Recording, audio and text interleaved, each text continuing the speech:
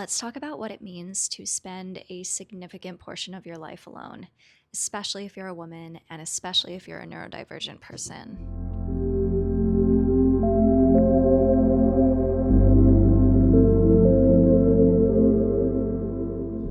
So, I want to share a little bit about what my experience has been like spending a significant portion of my adult life alone.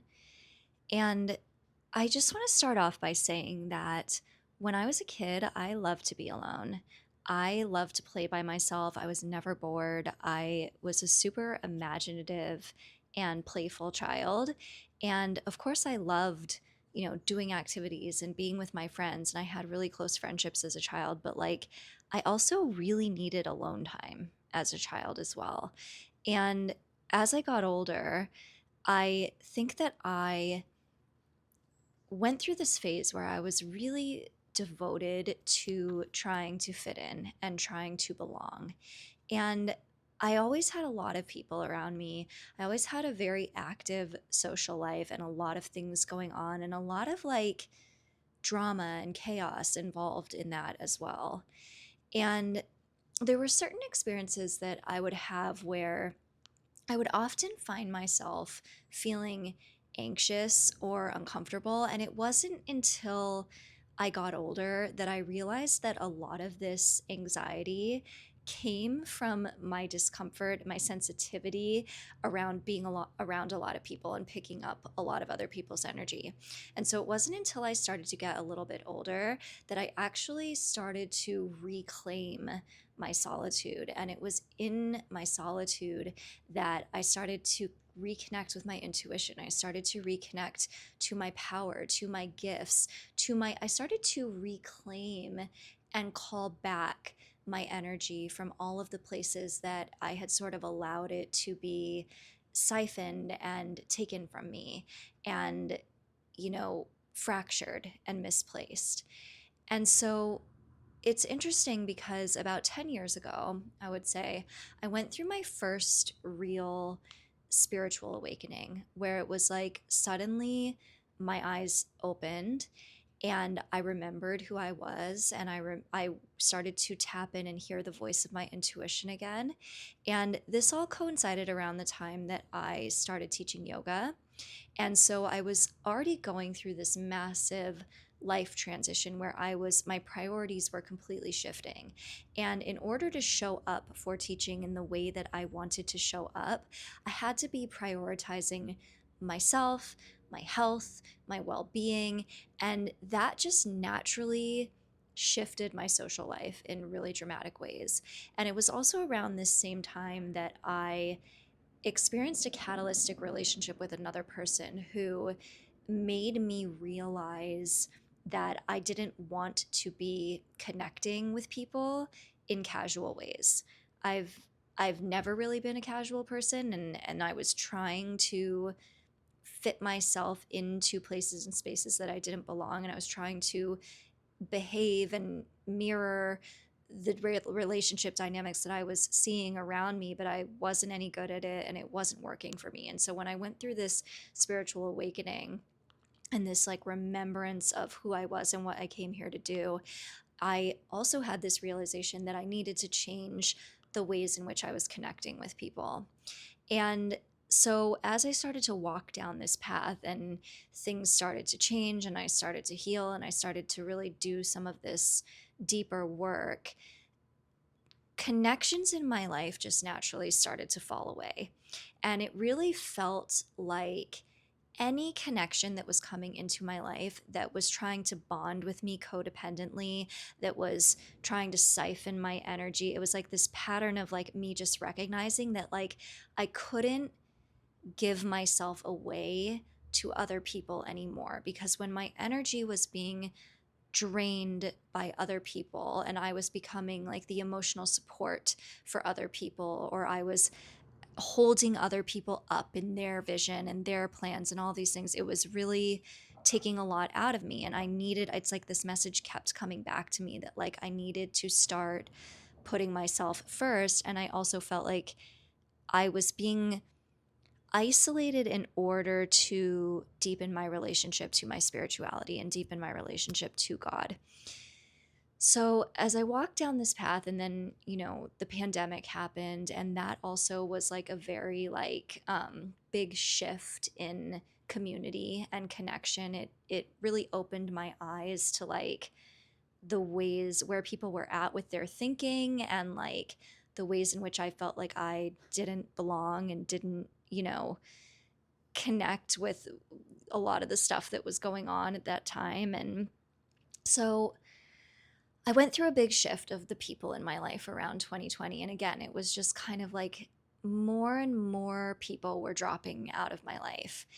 And I still continued to pursue partnership because that's always been something that I've really wanted. Like, I've always wanted a partner. I've always wanted somebody, one person. It's like I've never it's like I said, I'm not casual.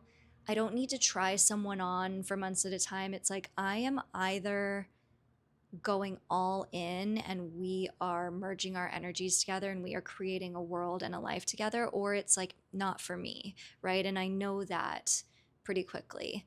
And so I was still pursuing, wanting, hoping for, looking for partnership.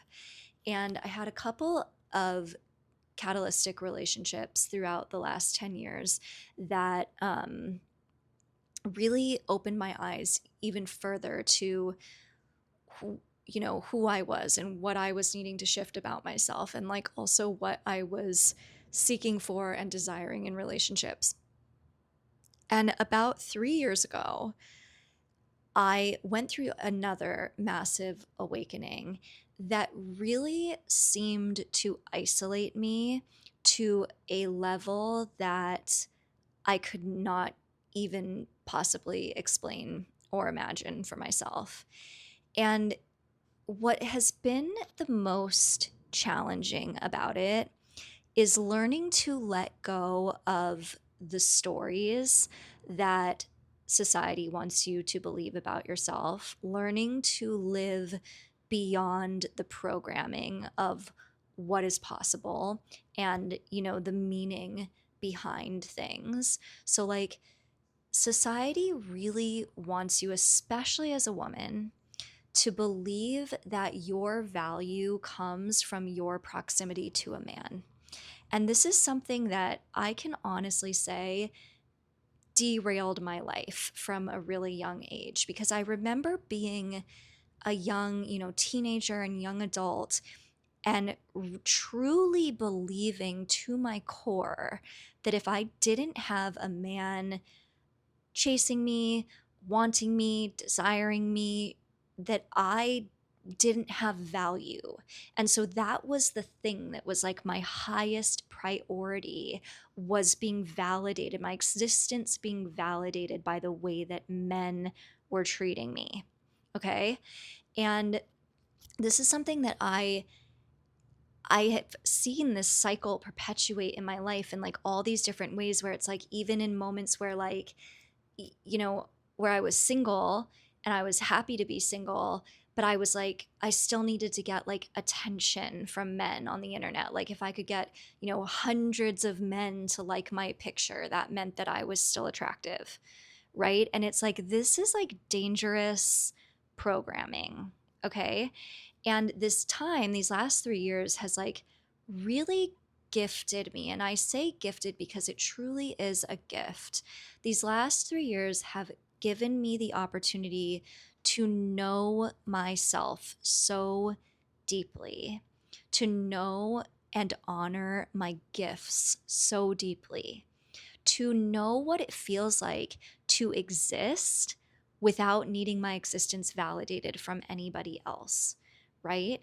And so I think that as women, we are supposed to carry this shame that, like, if you are not in a relationship, that means there must be something wrong with you, right? Like, I feel like I get that energy projected onto me a lot, where it's like people, they want to like pity me, or they want to figure me out, or they don't understand me, or they think that I'm like sad because I don't have a relationship in my life right now.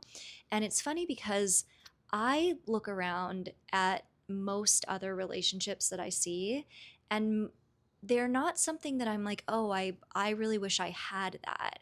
In fact, most relationships that you see are codependent, they are mutually draining, they are mismatched, incompatible, not emotionally supportive, right? And so when I look around, I'm like, that's not, I don't desire for that.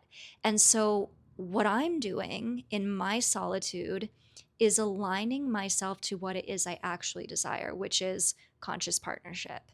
It is partnership in which we are two people in our power and we are elevating and rising and creating, a substantial mission together in this world.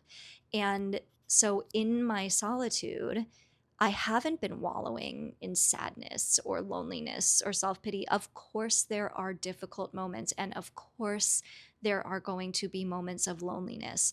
Of course, there are going to be moments of sadness where you know, feel a sense of longing for that dream, that vision to materialize, right? But at the same time, that dream, that vision is continuously calling me higher. It's like if that relationship is not showing up in my life yet, how can I continue to self-improve? How can I continue to cultivate joy, pleasure, happiness, abundance in my own life and create space for that relationship to arrive, right? And I think that when you are a neurodivergent person, solitude comes naturally to you. Like I said in the beginning, it's like, I've always been highly sensitive, right? And so I've always had to take time to myself. I've always had to recharge alone. I've always enjoyed being alone. And so this is just a natural part of who I am, and it's all will always be that way even when I am partnered and I am in a relationship. But I think that letting go of the idea that you are failing in some way is such an important thing because you are just walking a unique and individual path. And something that I will say about being alone, when society wants to project this idea that women of a certain age that are alone are failures or that they have no value, all the kinds of things that is like very heavily programmed into our collective culture and subconscious, right? And what's funny about it is that like I actually feel in my truth the opposite of that. Like I actually feel like really proud of myself for like all that I've created on my own. I actually feel like really proud of myself to just be a truly individual person without like needing to be defined by another. I feel proud of the strength that I possess. Like, I know that my path is not a path that most people could walk. And I feel proud of that, actually. Like, I feel proud of myself for never settling for a person who didn't treat me well because I was afraid of being alone. It's like, how many people do I know that have like run back to like exes just because they can't stand the thought of being alone for 5 seconds? It's like, I'm so glad that that's not me. I'm so glad that my energy is sovereign, that I don't have any loose ends hanging off of me, any, you know, old stories that are stuck to my energy field that I can't let go of because I'm trying to like, hold on to them for validation. It's like I exist truly and fully on my own, and people can come and go in and out of my life, and I don't feel like I have to latch on and attach myself to them because I feel safe in my solitude. And that is like a crazy gift. That is a crazy experience of life that most people do not have the courage to experience. And so, if you are finding yourself alone and you are going through and you don't know why you're alone, but for whatever reason, you are finding connections leaving your life, and you're finding that like source, spirit, God is pushing you into isolation, into solitude, the best advice that I can give you is to just embrace that experience. Embrace the treasure that you can find there. Embrace the opportunity to confront the difficult feelings, right? So, this is where, this whole channel is about bringing consciousness to our lives, right? And like, so in solitude, we get the chance to reflect on these difficult emotions that arise, and you get the chance to say, wait, that's not my story. Like, if I keep coming back to this idea of like, I've failed as a woman because I'm not in a relationship, can you sit with that feeling and recognize that is not coming from within me? That is coming from outside of me. That is a belief that is not mine. And so you can start to examine these things, and you can start to release them and let them go and embody deeper and deeper and deeper into your experience as an individual, and to be fully sovereign and embodied in your truth and your individual energy. And nobody can ever take that from you. And to be honest, if you are a person who desires truly deep, loving, creative partnership, this is the place where that aligns with you. I hope that you have a beautiful rest of your day, and I'll talk with you again soon.